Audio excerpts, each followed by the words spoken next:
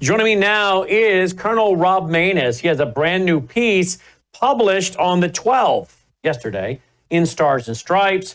Keep artificial intelligence out of the nuclear football. Well, he was one of just 2 or 3 guys that wrote the black manual that goes with the nuclear football, so he would very well know about this topic.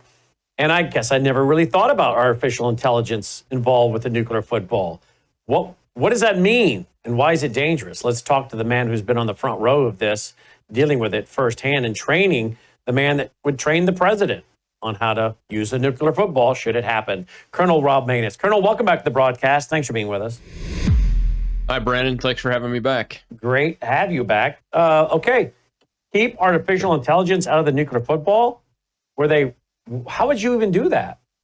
Well, I'm seeing discussions about that. As a matter of fact, the commander, I think he's the former commander now. He might still be current.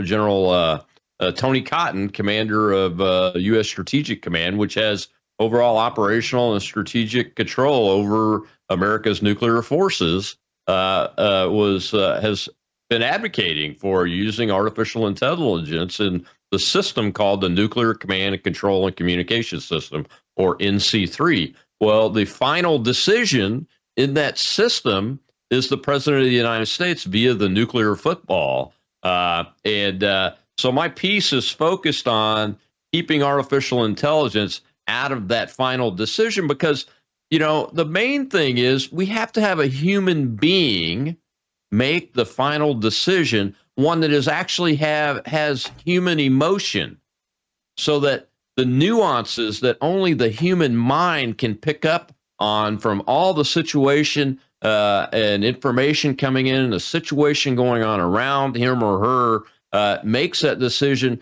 from the perspective of a human being, because it likely will not be the same decision that a artificial intelligence large language model would make.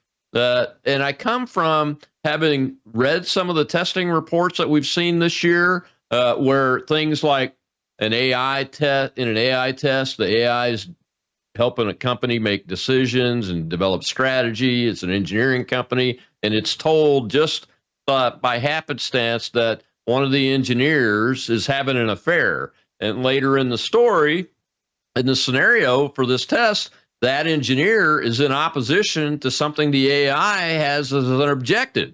And the AI develops a plan to blackmail the engineer. So that's the kind of situation we could find ourselves in. I mean, think about it like this.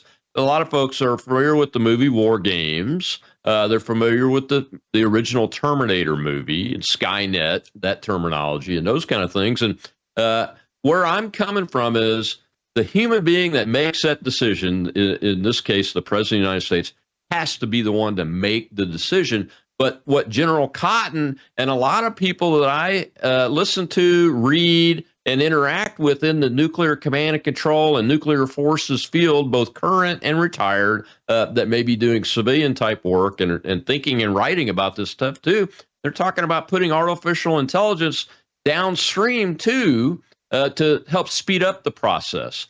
And it would be in different legs of this communication stream that all culminates at the pinnacle at the military aide that carries a nuclear football talking with the president.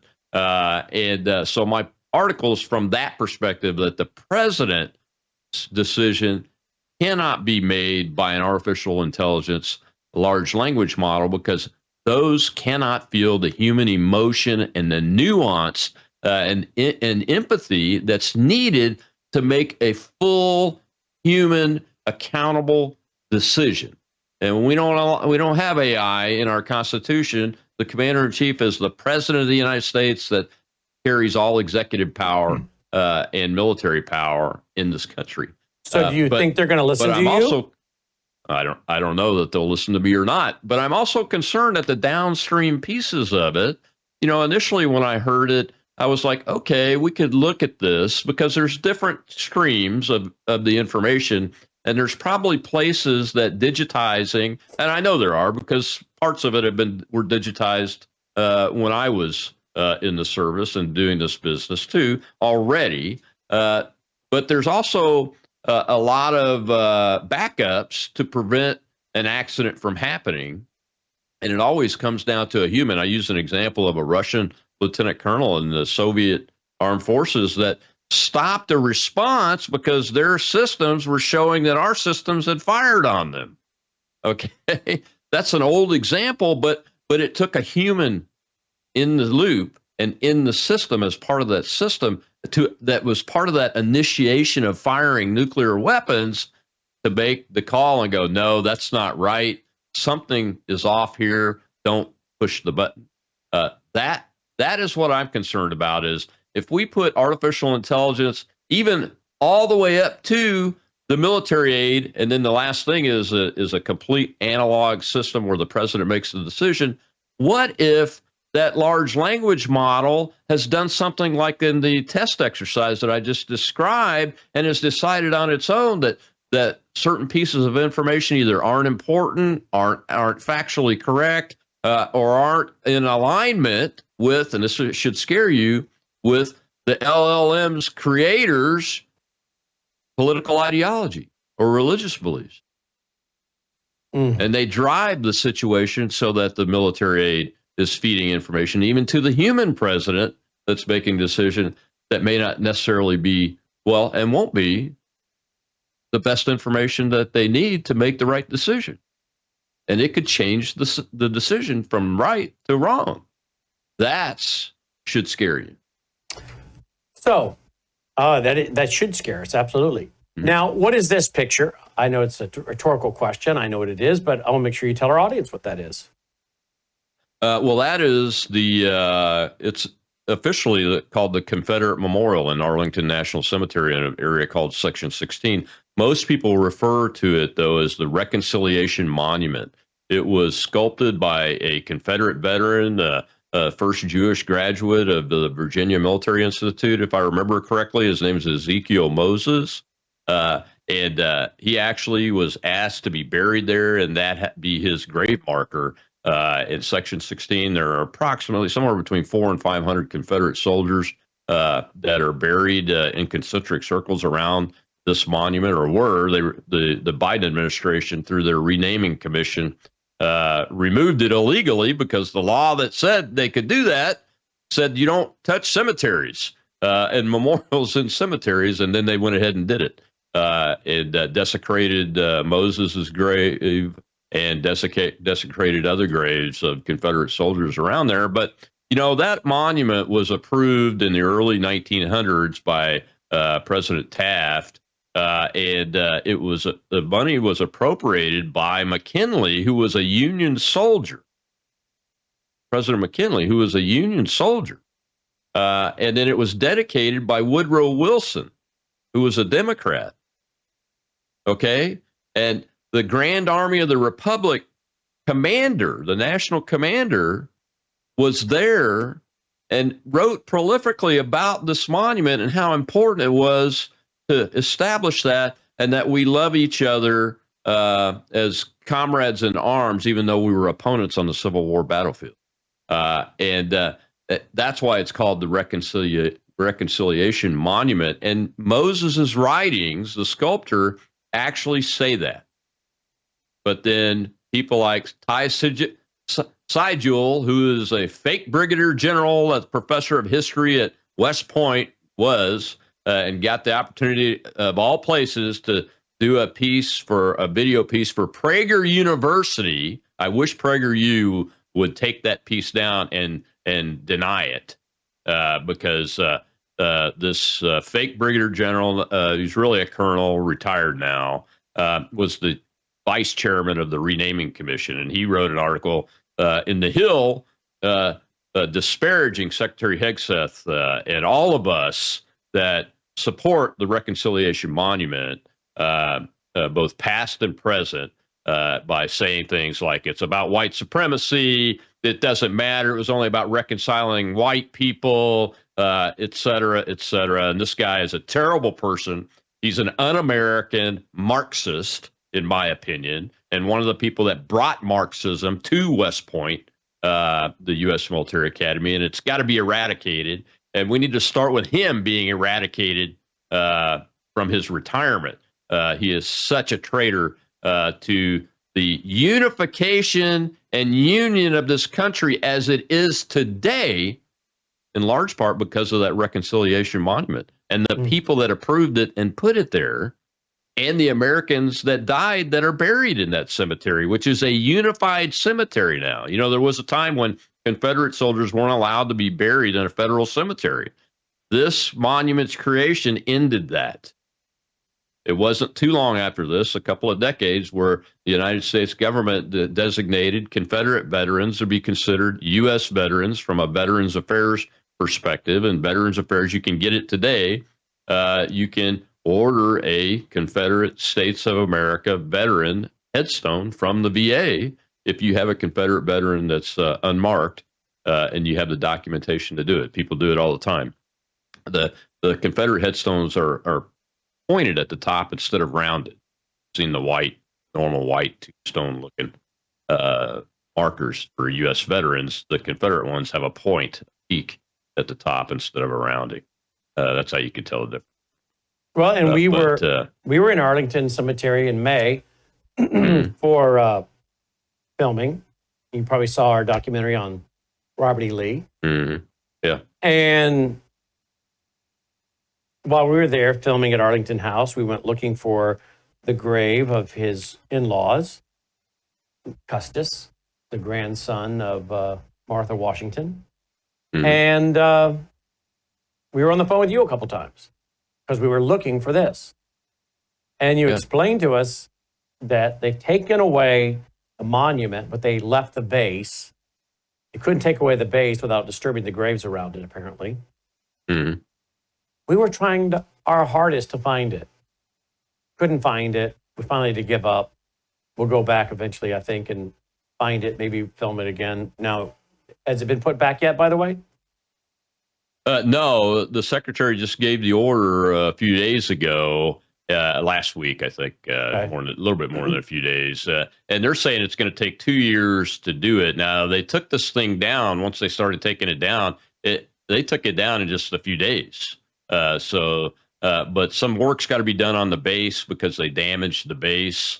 And then I don't know if they damaged the sculptures at all. It comes off in panels, the way if I remember correctly. They've got to do that, but it shouldn't take 2 years. That's one of the things that the group Defend Arlington, you can find them at Defend Arlington on X. I just interviewed one of the litigants in their lawsuit this past Monday, a retired U.S. Army Lieutenant Colonel Ed Kennedy, who was one of the litigants in the case that they brought against Lloyd Austin to have it stopped because they were breaking the law that was passed by Congress on the renaming commission that prohibited messing around and taking stuff out of cemeteries. But they broke the law anyway and got away with it.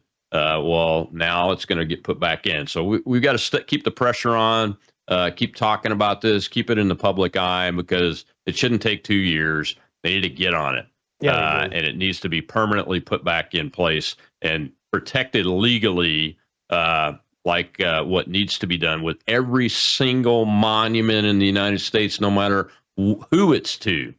And I mean, even the one to Lenin out in Seattle, I think it's in Seattle, Washington, or Portland, Oregon, where those commies live out there. Even that one should be protected. This is wrong, especially, with these.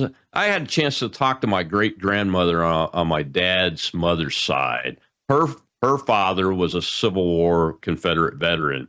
And she told me directly when I was a boy, I remember it distinctly. She told me the story about her and her friends going around and collecting pennies to pay for these. Oh, wow. And she told me the story about she's the one that filled out her dad's pension paperwork because he couldn't read and write for the state of Tennessee to get his military pension. And I have a copy of the card that she filled out for him. So it's families like that of soldiers that fought for their country. They weren't fighting for white supremacy or slavery. They were fighting for the principles that their states banded together for as the Confederacy, which is they didn't want a tyrannical central government stopping them from being able to use their private property or travel, or try to make them do things that the Constitution didn't allow, and those kind of things. Yes, slavery was part of it because it was the impetus to a lot of those debates, but that wasn't what the idea was. As a matter of fact, the war wasn't even about slavery. But Abraham Lincoln said that himself. The war was about trying to keep the Union together, and there was a huge debate about whether secession was legal or not. And you know what? That's never been settled. That's why nobody was ever tried and convicted of treason, because these men fought for a different country. Matter of fact, Robert E. Lee, if you look at the way he had to leave the Union to go with his state, it was at the very last moment. It was after a lot of thought, and it was about his honor and his family's honor. And you mentioned Custis. So his family, his wife's family, is direct lineage to George Washington. Yep, that's right. Direct lineage. Okay. So the debate about this and the fact that you have these Julie people like this Marxist from West Point, formerly, out there saying this is about white supremacy. It was all about slavery. They're traitors. There was treason. None of that is accurate. It's not accurate, people. Go read the real history. Go read the real history.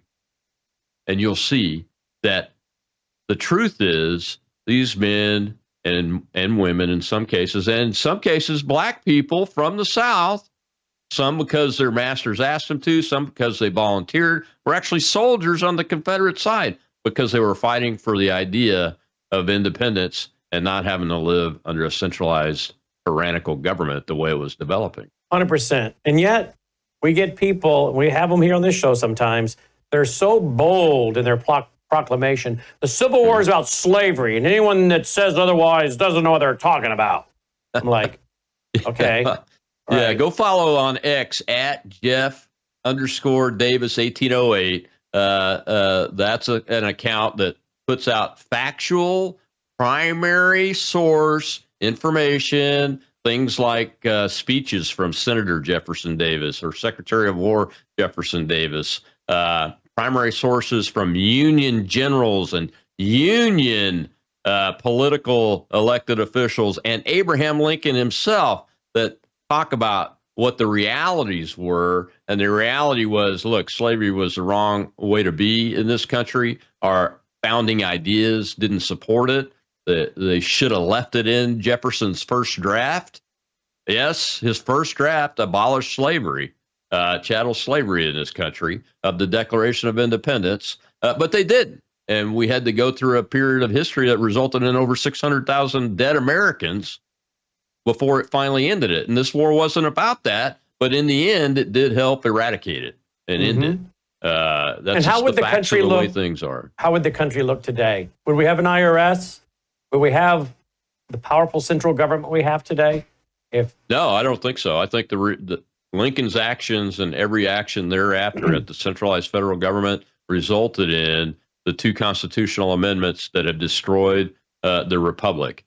One is the one that made senators elected by the popular vote in their states instead of representing their states and being the cooling off body of the legislature from a states' right perspective. And the other was the income tax. That's why this country has been destroyed as the republic that the founders do, and anybody that was in the government up to 1861, including Lincoln himself. He knows what he did. And so you tend to believe that Lincoln was not a great president. He was more of a tyrant, right? Well, he did accomplish his goal. I mean, you have to acknowledge the greatness of that, but I don't agree that he was right or legally or honorably for initiating the war and continuing to fight the war in order to preserve the Union, because the compact of the Constitution was entered voluntarily by each state, and there was never anything written down. That's why there's never been a settled court case. There's never been a conviction of treason over this issue of secession, because it had been tried in the northern states before. It almost happened, but they were able to reconcile the difference and fix it. And Lincoln said this war was about preserving the Union. And he initiated hostilities intentionally in order to do that. And then they used slavery basically as the camouflage to kind of try to have the moral high ground, right? Yeah, I don't know if it's camouflage or just that as things evolved, they saw the opportunity. You know how politicians are. Mm-hmm. They saw the opportunity to do the abolishment amendment in the Constitution, and then eventually to be able to eradicate slavery completely by the time the war was over, and then enforce that in the period of Reconstruction, which there's a huge amount of debate on the Reconstruction period, especially from the people that I know that were of my Southern heritage, my ancestors. Mm-hmm. I've heard them. And of course, Robert E. Lee was upset that the federal troops were running across Virginia and North Carolina. And this is why a lot of these states, Virginia and others, joined, right? Headed to South Carolina, correct? Lee was actually offered command of the Union Army. Mm-hmm. And his famous letter that he wrote at a desk right there in Arlington House, I'm sure you saw. We did. Saw it there. It's in our documentary. His famous note to the president explaining that Virginia has now seceded and I must go with my country, my state, which they called their country in those days. Look, the United States has always been a group of individual, independent countries that banded together out of necessity to defend themselves, to create commerce, to have a vibrant economy, and to prevent the American people's rights from being taken. So we don't say that today. I live in the country of Tennessee. You live in the country of Mississippi. Yeah. We're going to bring that back. That's one of the things that we would be saying, yeah. Mm-hmm. You know, the fact that we talk so much about the federal government shows you we're in an unconstitutional system. There's no reason why we should talk about the federal government so much, and it should involve so much of our time and energy.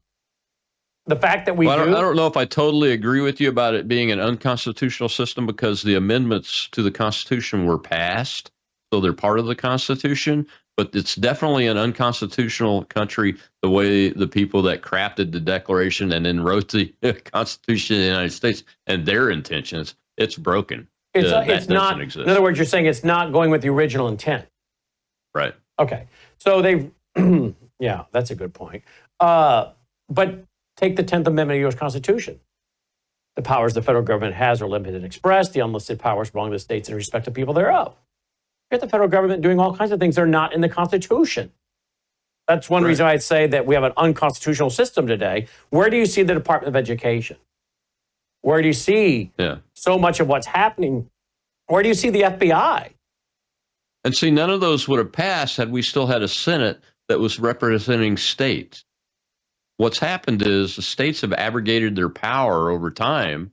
Those two amendments are the core removal of that power, regardless of whether they actually changed that in the Constitution or not. Their existence and their passage changed that from a power perspective and shifted states' power and the people's power to the federal government inappropriately and unconstitutionally, because the 9th and 10th Amendment are still there, and they're still in force. And the question is, are we headed for a breakup? Because you see that California is saying, their governor, Newsom, is saying, we're going to rewrite redistricting and add a bunch of Congress people and take away some of your Republicans. And Texas is saying, we're going to do this. And it's, got Illinois hiding them out, New York hiding them out.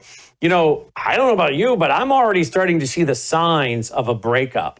We can't even agree at the state level with the basics of law. We only count American citizens. These lawless Marxist Democrats want to count illegal aliens.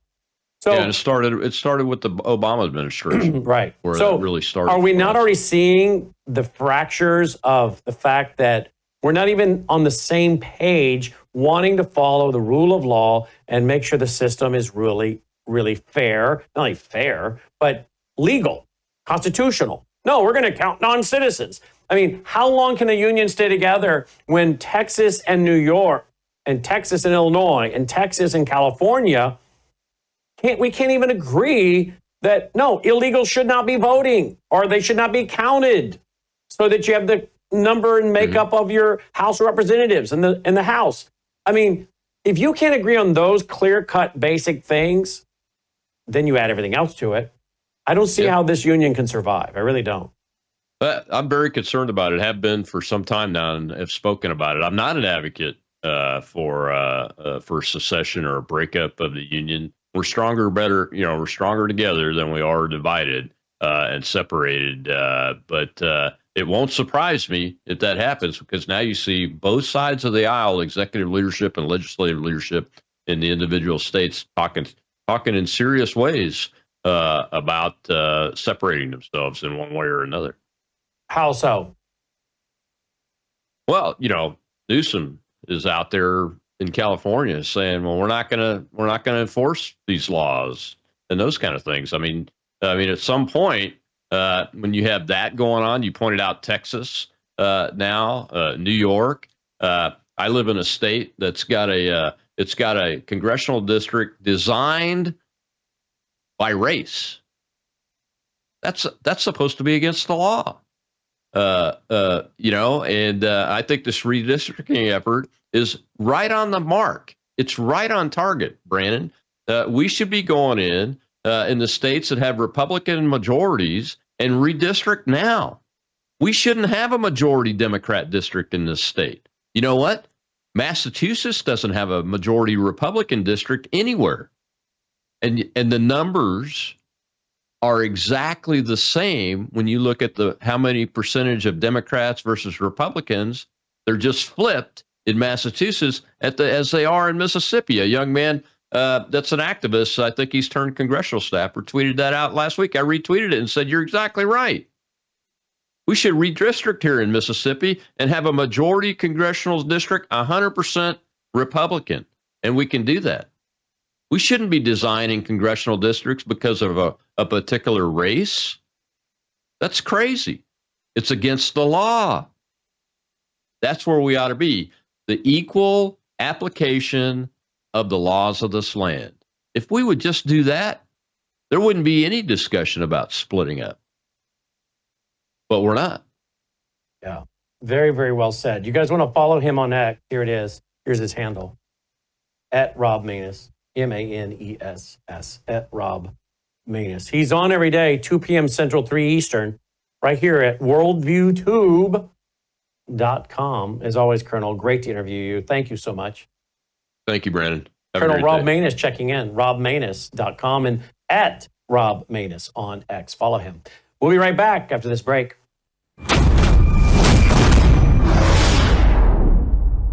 Hello, I'm Brandon House. I want to thank you for all your support at wvwfoundation.com that helps make possible pushing out 24/7 content for free. Without your support, we'd have to put it all behind a paywall. But thanks to you and your support through our foundation, we're able to push it out for free as a broadcast service and broadcast ministry of WVW Foundation. Please consider going there and setting up an automatic monthly contribution, or go there and make an occasional contribution. If you prefer to support us through the mail, you'll find our mailing address there at wvwfoundation.com. You can also call and make your contribution over the phone by calling 901-825-0652. That's 901-825-0652. Again, all these details are available at wvwfoundation.com. Thank you for your support as we try to help people around the world understand the times through the lens of a Christian worldview.